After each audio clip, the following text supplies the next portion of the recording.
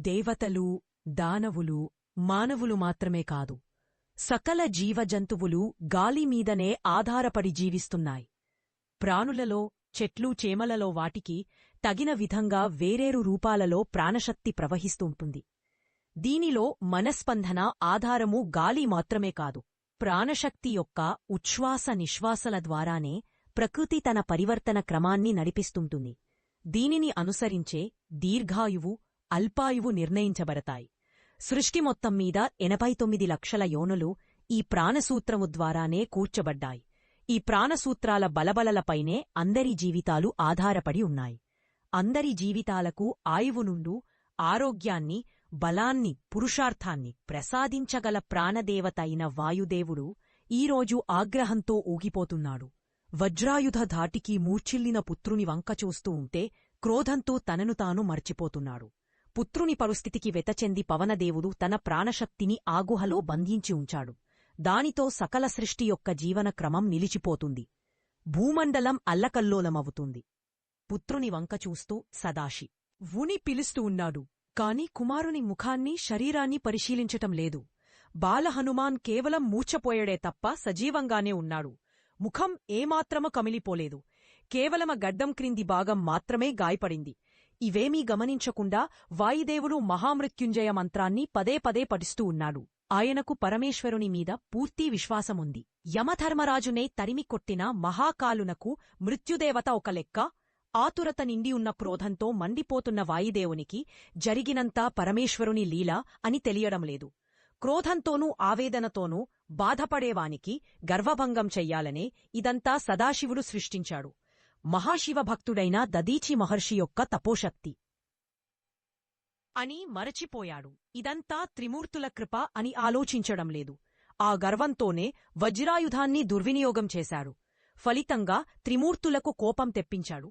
ఎప్పుడూ ప్రశాంత జీవనం గడిపిన దదీచి మహర్షి కూడా ఈ ఘటనతో క్షోభించసాగాడు. వర్గలోకాలనైనా సృష్టించగలరు, తక్షణమే దేవేంద్రుని భస్మం చేయగలరు. కాని అలా చేయలేదు. అట్లా అని చూస్తూ ఉండలేకపోయారు. సూక్ష్మరూపంలో హనుమంతుడు వాయుదేవుడు ఉన్న గుహ దగ్గరకు వెళ్లాడు. దేవరాజు ఇంద్రుడు, అతనిని వెంటపెట్టుకుని వచ్చిన రాహువు కూడా నీరసించిపోయారు. ఎవరి బలాబలాలైనా ప్రాణశక్తి మీదనే ఆధారపడి ఉంటాయి. అలాంటి ప్రాణశక్తి లోపించినప్పుడు చెప్పదోముంటుంది. ఈ స్థితి ఎవరో ఒక వ్యక్తికి సంబంధించినది కాదు. లోకలోకాంతరాలలో కూడా ఇదే పరిస్థితి. సూర్యభగవానుడు ముందే క్షీణించిపోయారు. బాలహనుమాన్ మీద వజ్రాయుధ ప్రయోగం ఆయనకేమాత్రమూ నచ్చలేదు. హనుమాన్ చేస్తున్న సుదీర్ఘ సాధనకు సూర్యదేవుడు ప్రత్యక్ష సాక్షి మాత్రమే కాదు, అనేక విధాలా సహకరించాడు కూడా. ఆయన బాల్యావస్థలో తపస్సు చేసిన ధ్రువుని, ప్రహ్లాదువి చూశాడు. కాని వారి తపస్సులో ఇంతటి నిష్కామత, ఇంతటి పవిత్ర భక్తిభావనలేవేమో అనిపించింది. ఒకవేళ ఉన్నా తమ ఆరాధ్యునిపై ఇంతటి సేవాతత్వం, అర్పణభావంతో తపస్సు చేయలేదు అనిపించింది. హనుమాన్ యొక్క ప్రతిశ్వాసలోనూ రామనామమే నిండి ఉంది. మూర్ఛ సమయంలో కూడా అంతరంగం నుండి, రోమరోమం నుండి రామనామమే వినిపించసాగింది. ఈమె భగవంతుడైన శ్రీరాముడు గమనించకపోలేదు. నేరుగా అయోధ్యలోని రాజోద్యానం చేరుకున్నాడు, కూర్చున్నాడు. ఆయనను ఎల్లప్పుడూ అంటిపెట్టుకుని ఉండే లక్ష్మణ, భరత, శత్రుఘ్నులు కాని, జన్మనోసంగిన తల్లిదండ్రులుగాని రాముని మానసిక స్థితిని అర్థం చేసుకోలేకపోయారు. గ్రహణ సమయం కాబట్టి శివాలయంలో అర్చనకై వెళ్లారు. గ్రహణం ఎప్పుడు వీడిపోతుందా అని ఎదురుచూస్తున్నారు. సూర్యవంశీయులైన వారికి సూర్యని ఆరాధించడం తప్పనిసరి కార్యం కదా. సమయం గడిచిపోతుంది, కాని గ్రహణం అంతం కావడం లేదు. విషయం ఏమిటో ఎవరికీ అంతుపట్టడం లేదు. అంతేకాక సకల ప్రాణులు ప్రాణశక్తి అందకపోవడం చేత అవసాన దశకు చేరుకుంటున్నాయి.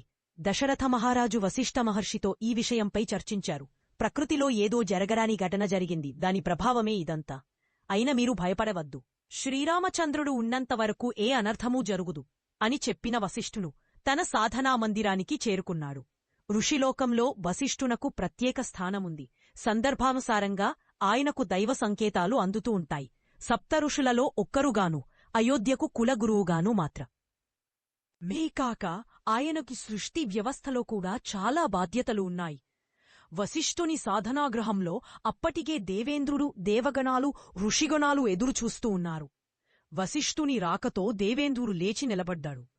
బ్రహ్మర్షి, నా వల్ల ఘోర అపరాధం జరిగిపోయింది. వాయుదేవుడు, సూర్యభగవానుడు చాలా కోపంగా ఉన్నారు. బ్రహ్మదేవుడు కూడా నన్ను క్షమించడు.